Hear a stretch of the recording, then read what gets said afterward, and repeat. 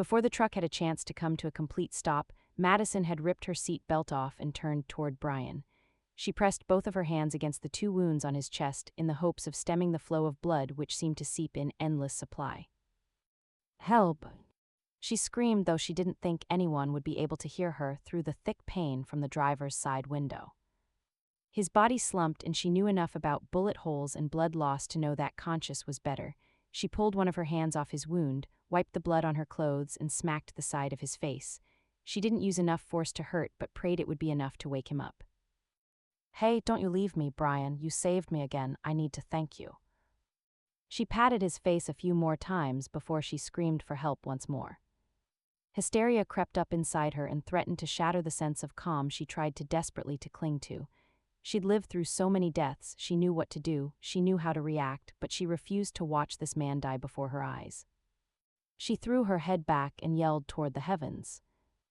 "What good is having an angel for a father and a creature from hell as a mother if I can't get someone to answer me?" She figured her prayer probably hadn't done a lick of good.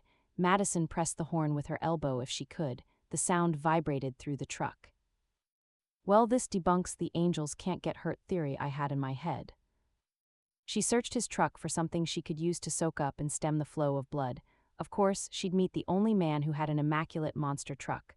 Dirt and big tires just go together. He'd have to learn this if he continued to drive a vehicle like that.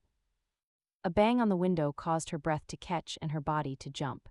Through the window, she saw Kennedy's frantic face as her cousin opened the door. "Oh my, what happened?" Kennedy asked, her face paled at the sight of the blood that covered Madison's hands as well as Brian's chest. "Get those angels out here and fix him." Madison yelled. She didn't want to waste a moment with details. She didn't have to. Behind Kennedy stood the men she prayed could help Brian. "Back away," Gabriel said softly to Kennedy.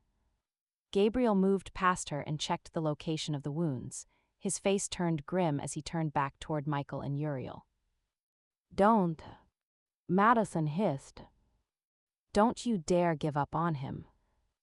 Gabriel turned back and opened his mouth to speak but closed it. He turned Brian gently, enough to get his arms behind him, and began to pull him out of the truck. Uriel met Madison's gaze and spoke as he grabbed Brian's legs. "We will do everything we can." He said, though Madison could tell by the sympathy in his voice that he didn't think they'd be able to save him. With surprising speed and very little jostling, they carted Brian's unconscious body into her house and placed him on the settee in the foyer. His legs were longer than the small seat, but it was enough to hold his body up so Michael could take a closer look.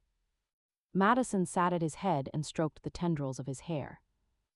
"Don't listen to any of them. I don't have to read thoughts to know they don't think you can survive this. It's just a few bullet holes. Seriously, do you want to spend forever without swimming? I can't imagine a worse existence." "These aren't bullets." Michael said. "Of course they're bullets. I saw the gun they came from." Madison snapped. A well-manicured hand with blood-red paint rested on her shoulder and squeezed it gently. "He means they aren't bullets like you're used to, my love. An angel wouldn't have been injured by something as mundane as man-made bullets." Madison looked up from Brian only for a moment to look at her mother. "So these are what, supernatural bullets?" These break down the earthly body and eat away at the essence of life. We call them life leeches because basically they suck the life right out of you. Each word hurt as her stomach turned at the news. All her life she would have turned to prayer when her problems became more than she could bear. Somehow, in a room full of angels and one creature from hell, she couldn't seem to find the nerve to talk to God.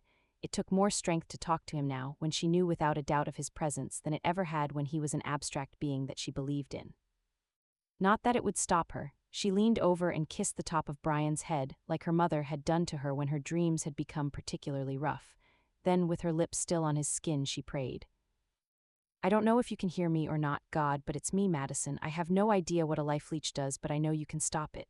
I know you can give him more life than can ever be taken by some bullet, no matter what type of being made it. Don't take him, not like this, not when he just found out he hadn't done the wrong thing. Please help him." When she lifted her gaze to look at him, her heart broke because everything looked the same. She didn't know why she expected her simple prayer to create a miracle, but she had.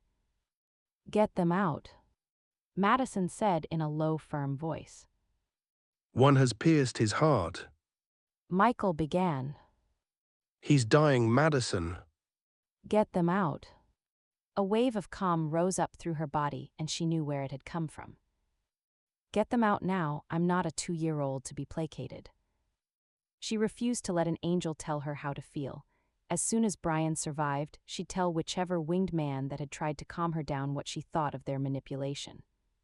Though to Michael's credit, he did exactly what she told him to do, took a thin-looking dagger that seemed to glow a brilliant red but couldn't have been wider than an inch and probed the first hole.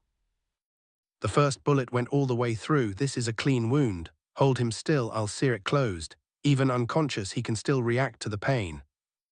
Madison heard something in his voice that gave her a tiny bit of hope. He didn't sound as grim as he had only moments before. Something had given him a reason to believe there was a chance, even if logically it seemed otherwise. The other angels held him down while Michael cauterized the hole. Brian's body jumped and lurched, but they held him firm in place. Then Michael instructed them to turn him over.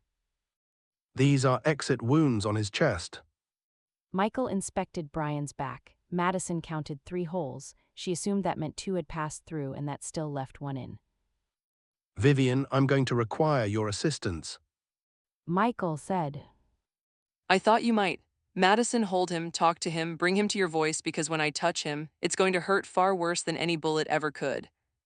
Her mother said in a soft voice. What, why?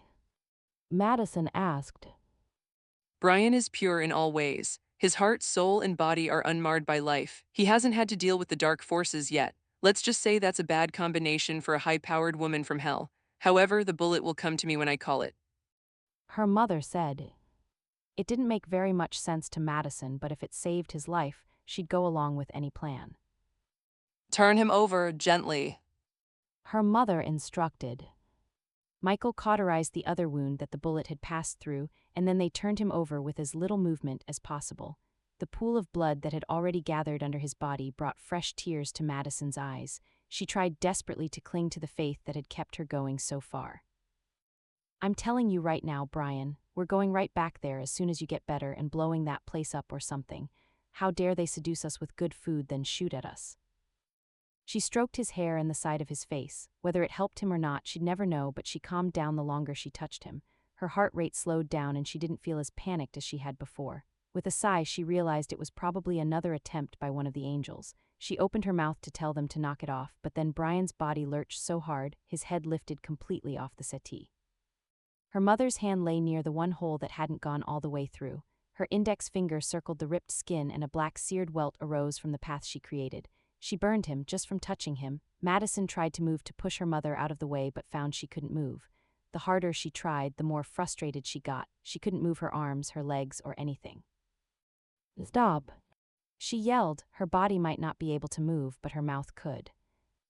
I'm almost done, darling. I promise this is a necessary evil. Her mother whispered. Madison could hear the pain in her voice and knew it was not an easy task for her either. A black slug rose from the hole. It literally crawled out of his skin and onto the tip of her finger.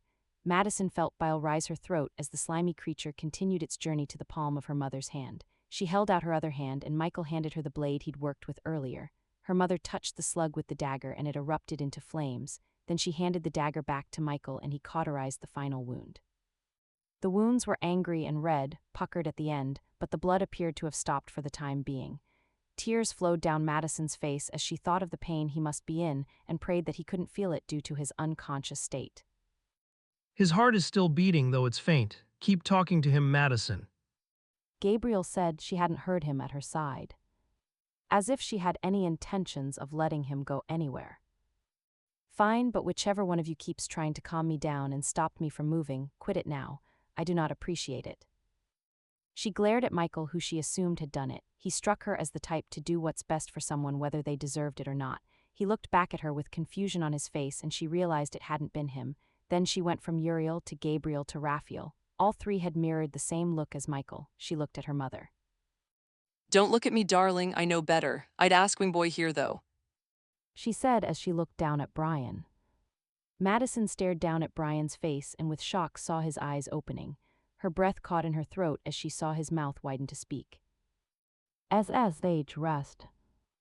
She said. Had to not sorry. he rasped.